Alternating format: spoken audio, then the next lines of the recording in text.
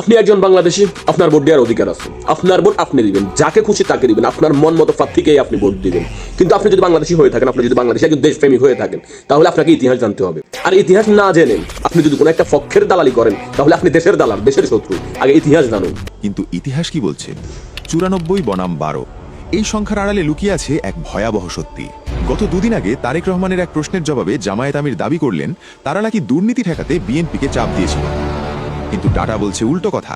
2007-এর 111 সরকার যখন চার্জশিট দিল, তখন বিএনপির এমপিদের মধ্যে 47% আসামি হলেও জামায়াতের কত ছিল জানেন? 71%। পার্সেন্টেজে কে বড় দুর্নীতিবাজ? নাইকো হোক বা গ্যাটকো, জামায়াতের শীর্ষ নেতারাও কিন্তু বাদ যাননি। আর যারা নারায়ণগঞ্জের মানুষ, তারা কি ভুলতে পারছেন আদমজি জুট মিলের কথা? এশিয়ার বৃহত্তম এই পাটকলটি বন্ধের সময় শিল্পমন্ত্রী কে ছিলেন? মতিউর রহমান নিজামী। হাজার হাজার শ্রমিকের পেটে লাথি পড়ার সেই দায় কি এড়ানো যাবে? আজকে সততার বুলি আওড়ানো জামায়াত যখন বলে তারা সততার শাসন কায়েম করবে, তখন প্রশ্ন জাগে 71% দাগি আসামি নিয়ে কেমন ছিল সেই শাসন? ইতিহাস কি তবে ধামাচাপা দেওয়া হচ্ছে, নাকি নতুন কোনো বয়ান তৈরি করার চেষ্টা চলছে? ক্ষমতায় যাওয়ার নেশায় আমরা কি তবে প্রকৃত ইতিহাস ভুলে যাচ্ছি? আজকের এই পরিসংখ্যান আর আদমজির কান্না নিয়ে আপনি কি ভাবছেন? কমেন্টে আপনার মতামত জানান। পুরো ঘটনাটা না জানলে আপনিও হয়তো ভুল তত্ত্বে বিশ্বাস করে বসবেন। ভিডিওটি শেয়ার করে সবাইকে সত্য